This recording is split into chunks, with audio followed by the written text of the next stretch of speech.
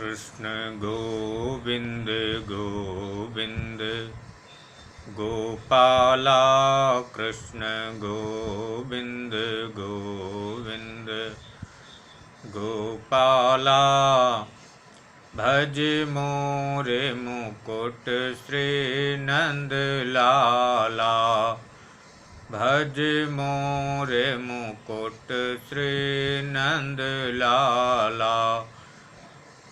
बोलिए आनंद कंद श्री कृष्ण चंद्र भगवान की जय। वृंदावन बिहारी लाल की जय। जमुना पट रानी की जय।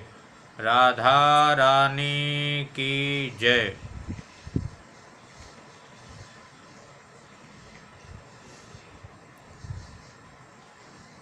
भागवत प्रेमी श्रोताओं, भक्तों,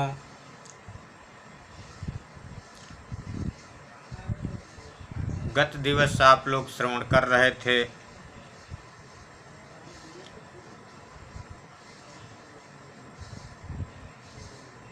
ग्राह ने किस प्रकार से हाथी का पैर पकड़ लिया और वे हाथी योनि में होते हुए भी उसको भगवान की स्मृति हो आई,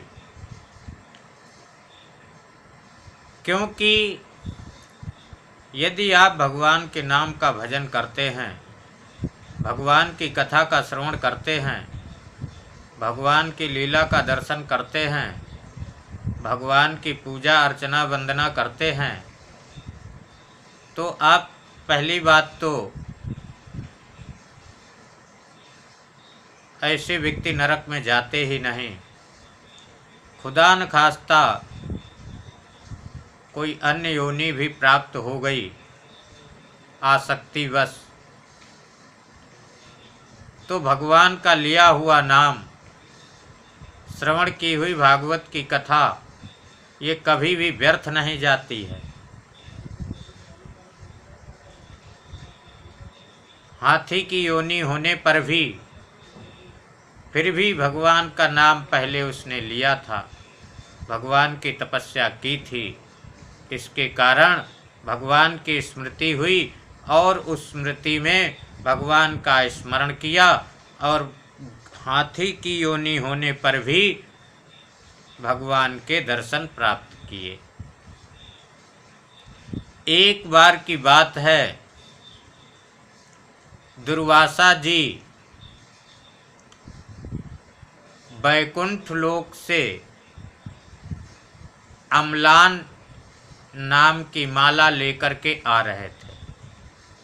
अम्लान नाम की माला वे होती है जो कभी भी मुरझाती नहीं है, बड़ी दिव्य माला होती है। रास्ते में आ रहे थे तो तब तक ऐरावत पे बैठे हुए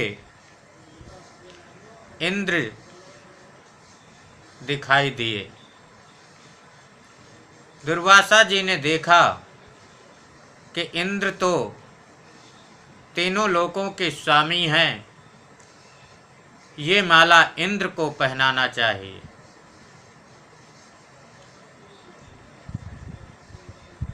दुर्वासा जी ने इंद्र को माला पहना दी।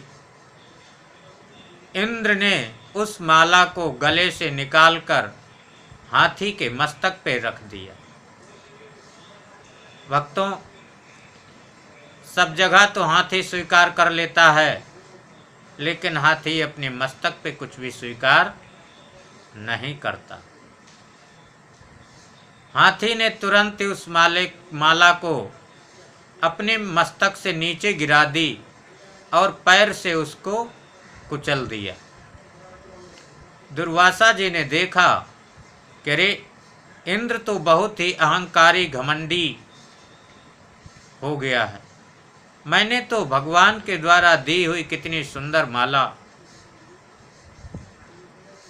पहनाई और उस माला का मेरे देखते ही देखते ये हाल कर दिया।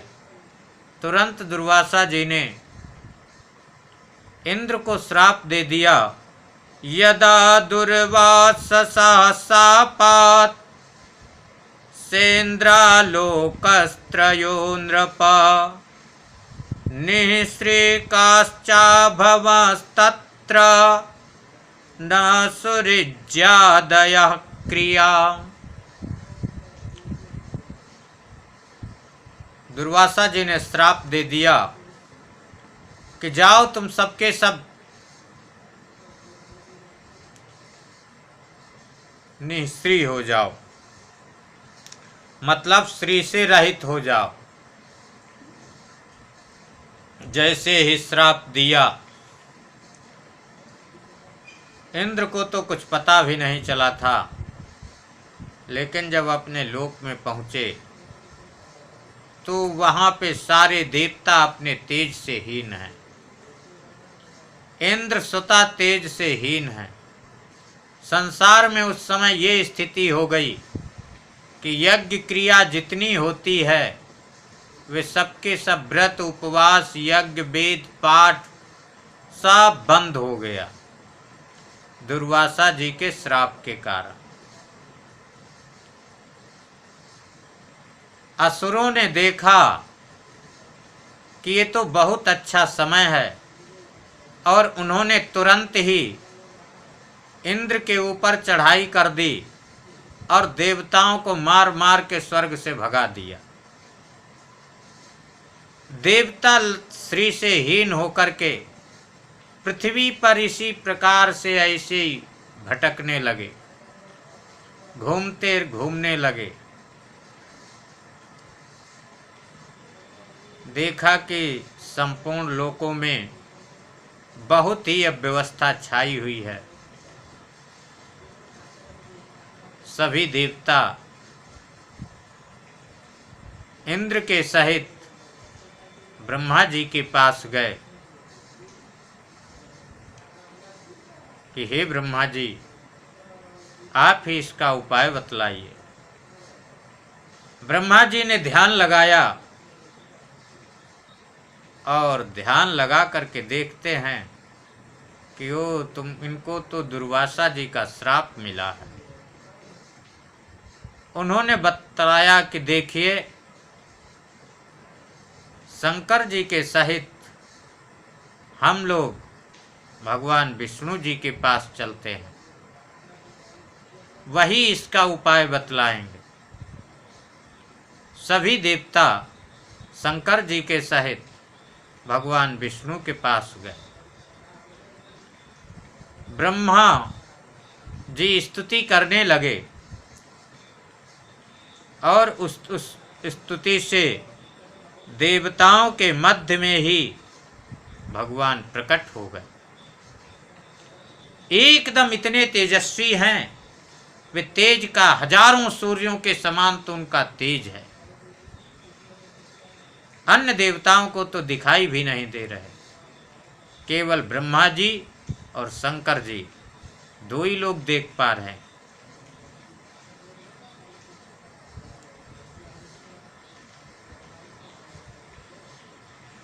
ब्रह्मा जी ने सारी समस्या बतलाई। भगवान ने कहा कि देवताओं, इसके लिए देखिए, अभी जो समय है वे दैत्यों का बलवान है, और जब तक समय दैत्यों का बलवान है तब तक ऐसी युक्ति से काम करना चाहिए कि जिससे अपना काम सफल हो जाए। तो इसके लिए क्या करना पड़ेगा कि तुम लोग दैत्यों से संधि कर लो, दैत्यों से मित्रता कर लो, राक्षसों से मित्रता कर लो। जब मित्रता कर लोगे तो उससे क्या करो कि समुद्र का मंथन करो, और समुद्र मंथन से अमृत निकलेगा, और उस अमृत को तुम लोग पी लोगे तो तुम अमर हो जाओगे।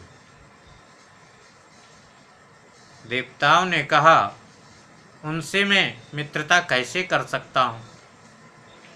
कहा, नहीं, तुम उनसे मित्रता करो। तब देवता इंद्र के सहित बलि के पास गए, राजा बलि के पास। हाथ में अस्त्र शस्त्र कुछ थे नहीं। राक्षसों ने देखा कि ये तो बिना हथियार के आ रहे हैं। राक्षसों ने उनको पकड़ लेना चाहा, बंदी बना लेना चाहा, लेकिन राजा बलि ने राक्षसों को मना कर दिया कि नहीं। जब राजा बलि ने उनको मना कर दिया, तब देवता राजा बलि के पास में आए और इंद्र ने अपनी बहुत ही मधुर भाषा में राजा बलि से कहा कि राजन, यदि आपका सहयोग मिले तो ये जो मरने जीने की प्रक्रिया है ये पूरी बंद हो जाएगी। बलि ने कहा, कैसे? कहा कि हम और आप ये सब लोग मिलकर के समुद्र का मंथन करेंगे, जिससे अमृत निकलेगा, और उस अमृत को जब हम लोग पान कर लेंगे तब फिर बार बार जो मरने जीने की प्रक्रिया है ये बंद हो जाएगी। बलि ने कहा कि ये तो बहुत अच्छी बात। तो कहा, इसके लिए मंदराचल पर्वत लाना पड़ेगा। बलि ने कहा, ठीक है। सभी देवता और दैत्य दोनों लोग मंदराचल पर्वत के पास पहुँचे और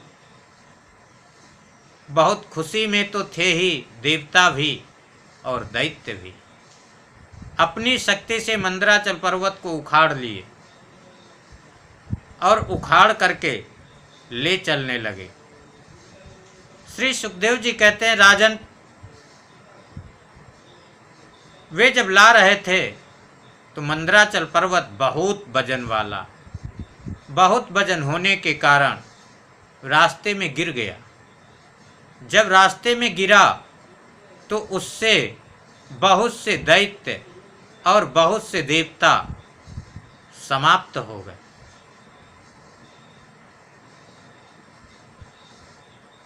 वहीं पर भगवान विष्णु गरुण जी के सहित आए और अपनी कृपामयी दृष्टि अमृत बरसा के देवताओं को जीवित कर दिया। मंदराचल पर्वत को अपनी लीला पूर्वक खेल खेल में ही एक हाथ से उठाकर गरुण जी के ऊपर रखा और समुद्र में ले आए। अब मंदराचल पर्वत तो आ गया,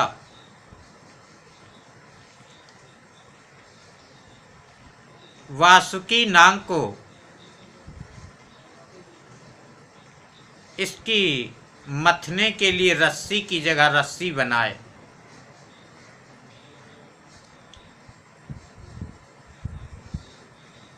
समुद्र में मंदराचल पर्वत है, वासुकी नाग को रस्सी बना लिए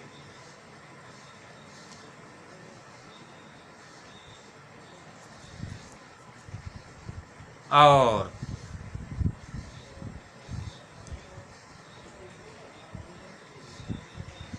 जो देवता थे भगवान के सहित आगे की ओर लग गए। जो सर्प था मुख की ओर और पीछे राक्षस। तो राक्षसों ने देखा कि देवता ऊंचे पे जरूर रहते हैं, लेकिन इनकी करतूत सही नहीं होती है। राक्षसों ने विचार किया कि ऊंच निवास नीच करतूती, अदेख न जाई पराई विभूति। कि ये ऊंचे पे इनका निवास है, लेकिन करतूत इनकी नीच है, इसलिए इनको अच्छा देखा नहीं जाता। तुरंत राक्षसों ने कहा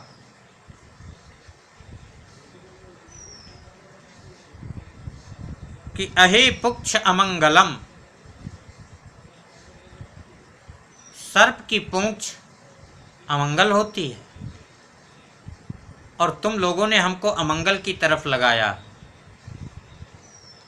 इसलिए नहीं, हम अमंगल की तरफ नहीं रहेंगे, हम तो मंगल की तरफ रहेंगे।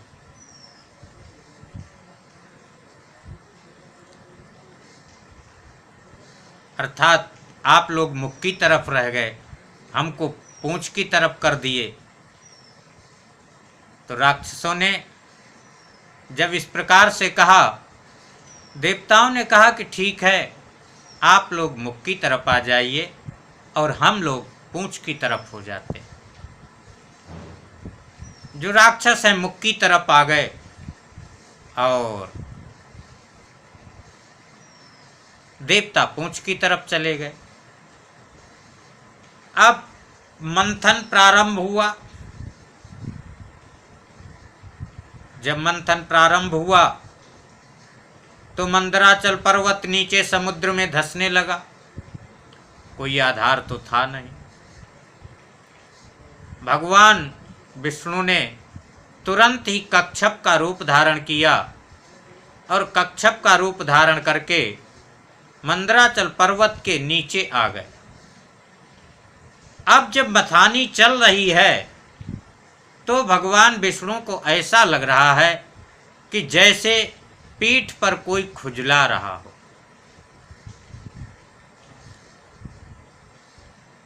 मथते मथते समुद्र में से सबसे पहले विष निकला। जब विष निकला, उस विष से त्रिलोकी जलने लगी। सभी देवता भोलेनाथ के पास गए और भोलेनाथ से कहने लगे कि हे प्रभु, आप तो कर्पूर गौरम करुणावतारम संसार सारम भुजगेंद्रहारम सदा वसंतम हृदयारविंदे भवम भवानी सहितम नमामि। देवताओं ने कहा कि आपका कर्पूर के समान गौर वर्ण है और दया के तो आप अवतार हैं। देखिए प्रभु, इस समय संपूर्ण त्रिलोकी जल रही है। संपूर्ण संसार के सार तत्व आप ही हैं और सर्पों का हार धारण करने वाले हैं। हम भवानी जी के सहित भोलेनाथ को बारंबार नमस्कार करते हैं, प्रणाम करते हैं। हे प्रभु, आप दया कीजिए, जीवों पे दया कीजिए, क्योंकि इस समय संपूर्ण त्रिलोकी विष के कारण जली जा रही है।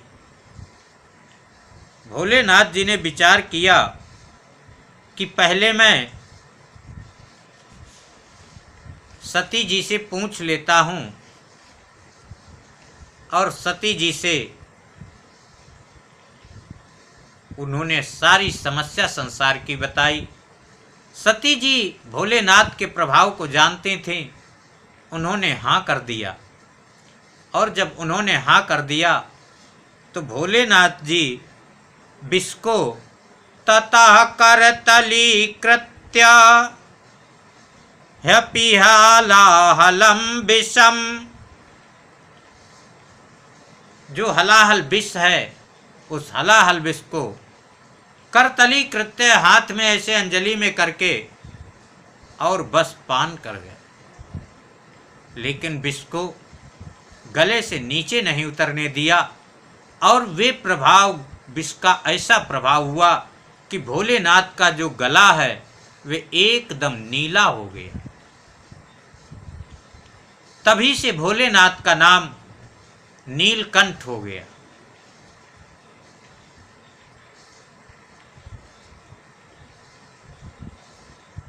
फिर मंथन प्रारंभ हुआ। दूसरी बार में कामधेनु नाम की गाय निकली। उस गाय को यज्ञ इत्यादि करने के लिए ऋषियों ने ले लिया। असुरों ने देखा कि ये तो जो भी इससे निकलता है देवता लोग लेते जा रहे हैं, मेरा नंबर कब आएगा। इसके बाद में उच्चैःश्रवा नाम का घोड़ा निकला तो राक्षसों ने उसको ले लिया। उच्चैःश्रवा के बाद ऐरावत नाम का हाथी निकला। उस ऐरावत हाथी को इंद्र ने ले लिया।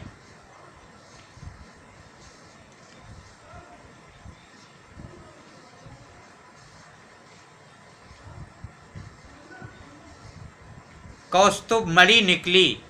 कौस्तुभ मणि को भगवान विष्णु ने कहा तुम ही दोनों लोग बराबर लेते रहोगे, और जो हम बराबर खींच रहे हैं मेरा क्या होगा, मेरे को भी तो चाहिए ना कुछ। कौस्तुभ मणि निकली तो भगवान ने उसको धारण कर लिया।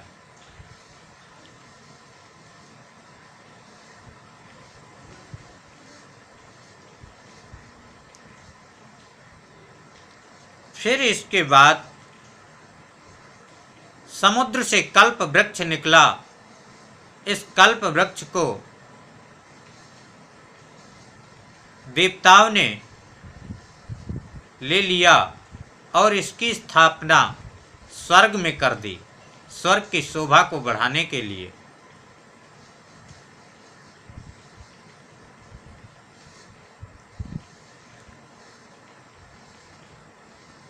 फिर उसमें से अप्सराएं निकली। अप्सराएं ये भी स्वर्ग की शोभा बढ़ाने के लिए देवताओं ने इनको ग्रहण किया।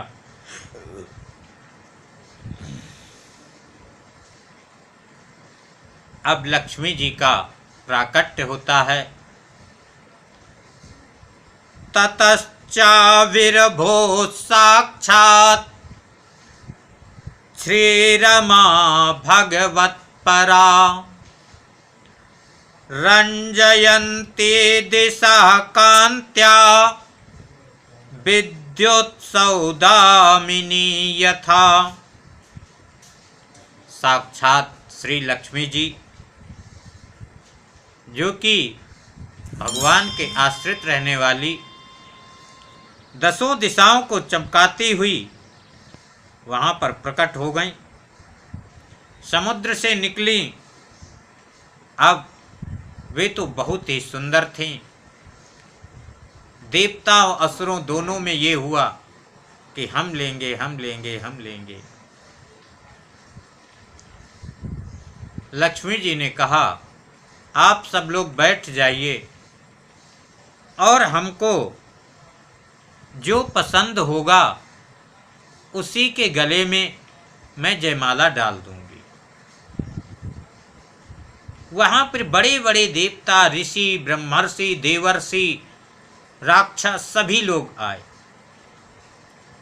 लक्ष्मी जी हाथ में जयमाला लिए हुए हैं और जयमाला लेकर के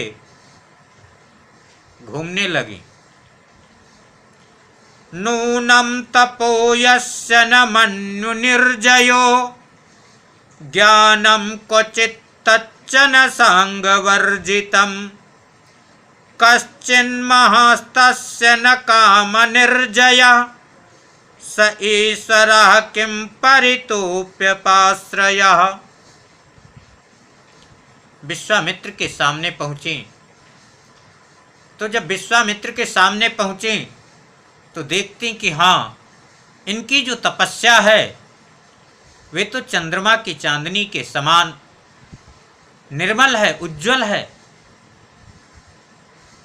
लेकिन इन्होंने फिर भी क्रोध को नहीं जीता है। तब तक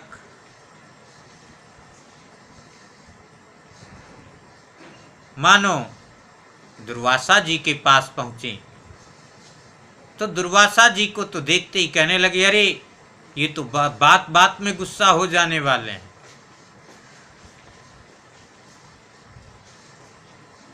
ऐसे ही वे सबके पास गई, लेकिन कोई न कोई कमी वे सब में निकालती हुई चली गई। लास्ट में सबसे किनारे भगवान विष्णु जी बैठे हुए थे, और जैसे भगवान विष्णु के पास में पहुंची तुरंत ही उनके गले में जयमाला डाल दी। अब तो देवताओं से ऊपर से फूलों की बरसात होने लगी, दुंदुबिया बजने लगी, नगाड़े बजने लगे। तो ये सब हुआ।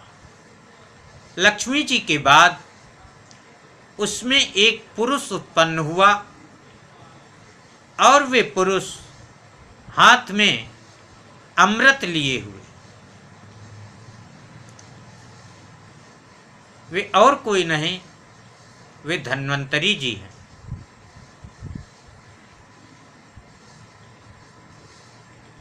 अब जो अमृत लिए हुए है, तो इस अमृत के लिए देवता और असुर आपस में लड़ने लगे। यहां तक है कि वे अमृत देवताओं के हाथ, असुरों के हाथ में लग गया, और जब असुरों के हाथ में लग गया, अब देवता बेचारे ऐसे ही रह गए। देवता भगवान विष्णु से कहने लगे कि प्रभु, मेहनत तो हम किए हैं, लेकिन ये क्या हो गया। भगवान ने कहा, चिंता मत करो। भगवान ने असुरों में फूट डाल दी कि जो निर्बल असुर थे और बलवान असुर दोनों आपस में लड़ने लगे।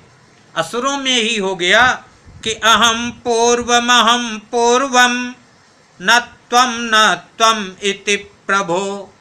वे कहने लगा मैं पहले पीऊंगा, वे कहने लगा मैं पहले पीऊंगा। अब दोनों में होने दो झगड़ा।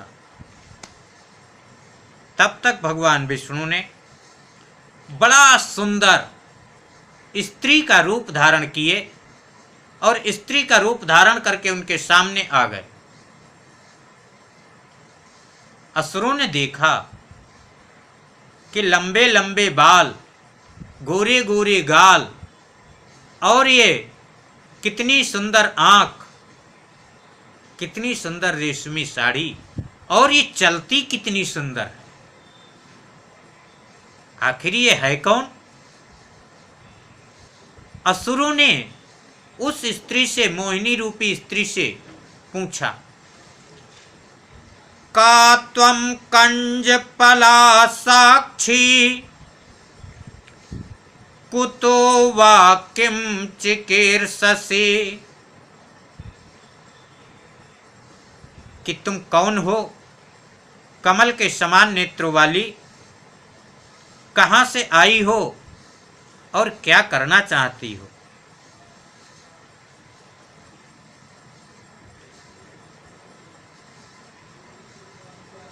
उस स्त्री ने कहा, मेरा तो ये सब बात छोड़ो, ये बताओ तुम लोग लड़ क्यों रहे हो?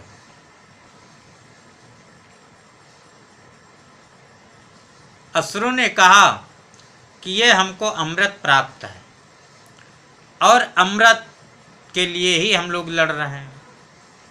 सोचते हैं हम मिल जाए, हमें मिल जाए। इधर देवता सोचते हैं अमृत हमको मिल जाए। क्या तुम मेरे झगड़े को शांत करा दोगी? लक्ष्मी जी ने कहा, मोहिनी रूप भगवान विष्णु जी ने कहा कि देखो, मैं हूं कुलटा और कुलटा पे विश्वास नहीं करना चाहिए, लेकिन फिर भी तुम लोग विश्वास करते हो तो मैं तुम्हारी बात मान तो सकती हूँ, मैं तुम्हारा झगड़ा समाप्त करवा सकती हूँ, लेकिन मैं उचित करूँ या अनुचित करूँ, आप हमको बीच में टोकेंगे नहीं, मना नहीं करेंगे, रोकेंगे नहीं। राक्षस तो मोहिनी के रूप से पूर्ण रूप से मोहित हो चुके थे।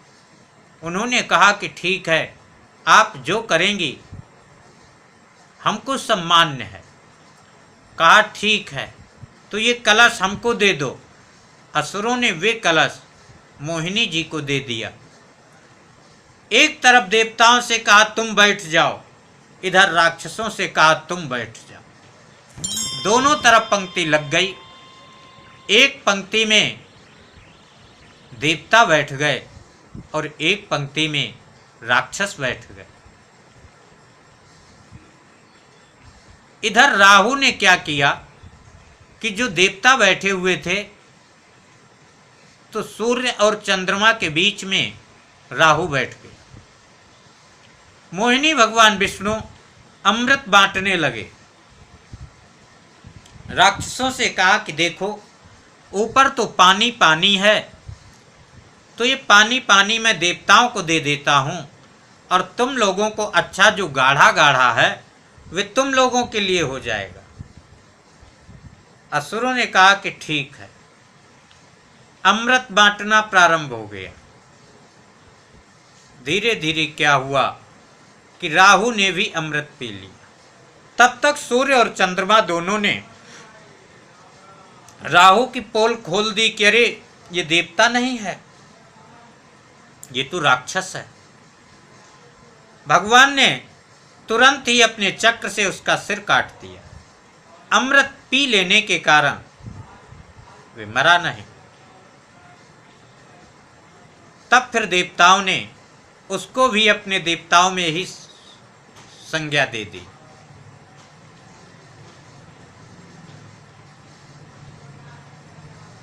देवता इधर जब अमृत पान कर चुके